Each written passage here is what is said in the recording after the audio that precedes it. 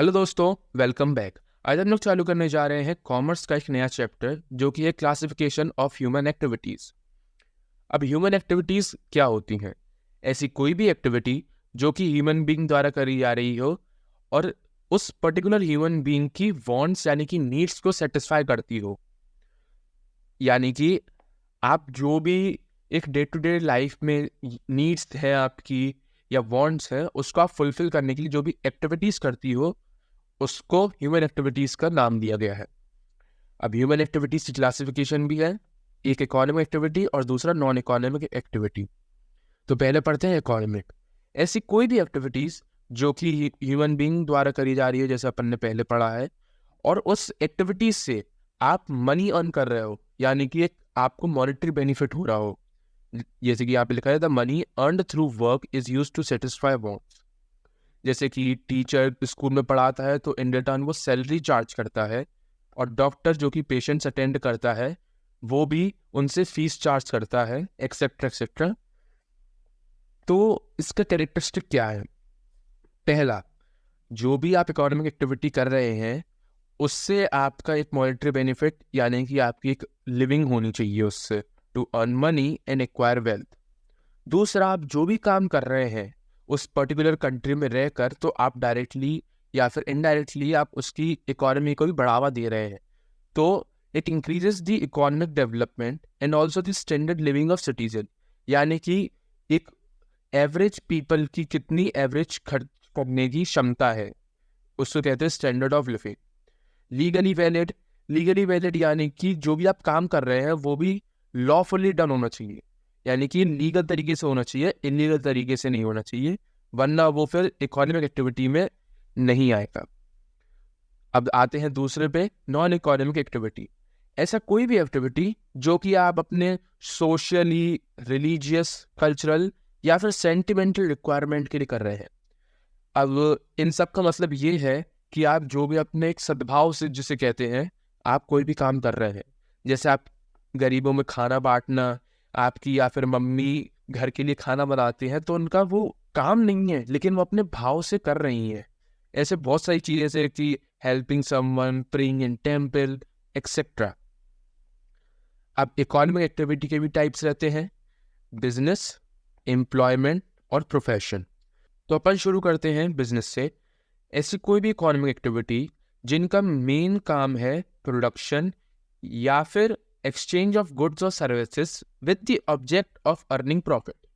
यानी कि आप कोई भी दुकान को देख लीजिए या बिजनेस को देख लीजिए, तो वो अपना बिजनेस सेटअप करता है तो वो एक पर्टिकुलर प्रोडक्ट को लेकर उसका एक्सचेंज यानी कि लेन देन इन रिटर्न ऑफ मनी करता है। तो वो जो मनी रहता है वो प्रॉफिट नहीं रहता है। जब वो पैसे से आप अपना एक्सपेंस एक्सेट्रा एक्सेट्रा काट के जो बचता है एक्स्ट्रा, उसको आप प्रॉफिट कहते हैं। तो वो प्रॉफिट कमाना उसका मेन पर्पस रहता है। इस एग्जाम्पल है शॉप, शोरूम, फैक्ट्री एक्सेट्रा। तो दूसरा है प्रोफेशन।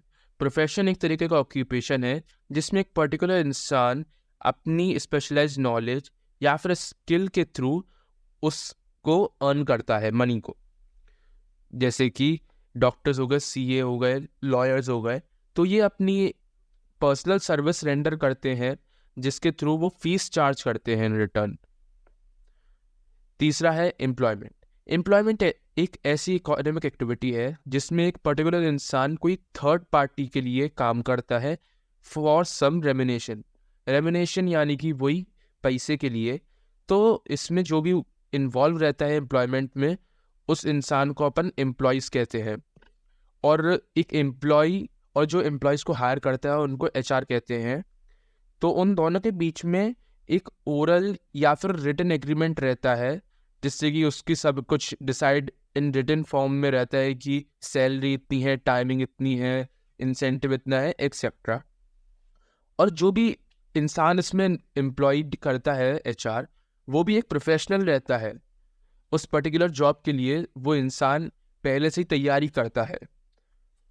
तो और अपन इसमें ये भी देख सकते हैं कि जैसे कि अपन ने प्रोफेशनल्स के बारे में बात करी थी, डॉक्टर्स, लॉयर्स, तो डॉक्टर्स भी एम्प्लॉयड हो सकते हैं हॉस्पिटल में। जो चार्टर्ड अकाउंटेंट है वो भी एक अकाउंटेंसी फर्म में काम कर रहा हो, एक्सेट्रा। तो इसमें तभी कहा जाता है कि प्रोफेशनल्स या फिर अपनी खुद की पर्सनल सर्विसेज देते हैं या फिर वो थर्ड पार्टी के थ्रू देते हैं एम्प्लॉयमेंट के फॉर्म में। तो अब आते हैं अपने डिफरेंसेस पे, इकोनॉमिक और नॉन इकोनॉमिक पे। पहला है ऑब्जेक्टिव्स के बेसिस पे। इकोनॉमिक में उसका मेन ऑब्जेक्टिव रहता है कि आप पैसे कमाएं जिससे कि आप अपनी वांट्स को फुलफिल कर सकें। नॉन इकोनॉमिक में रहता है एक आप इमोशनल सेंटिमेंट्स के थ्रू करते हैं, यानी कि निस्वार्थ भाव जिसे कहते हैं उसके थ्रू करते हैं। एक्सपेक्टेशन, इकोनॉमिक में आप मनी एक्सपेक्ट करते हैं और नॉन इकोनॉमिक में आप मनी एक्सपेक्ट नहीं करते हैं। तीसरा है टाइप्स ऑफ एग्जाम्पल। इसके हैं इकोनॉमिक के बिजनेस, प्रोफेशन, एम्प्लॉयमेंट एक्सेट्रा, जो कि अपन ने पहले ही पढ़ा है।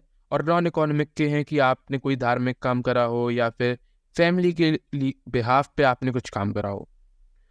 अब आते हैं अपन अगले डिफरेंस पे, जो कि है बिजनेस, प्रोफेशन और एम्प्लॉयमेंट के बीच। पहला है ऑब्जेक्टिव के बेसिस पे।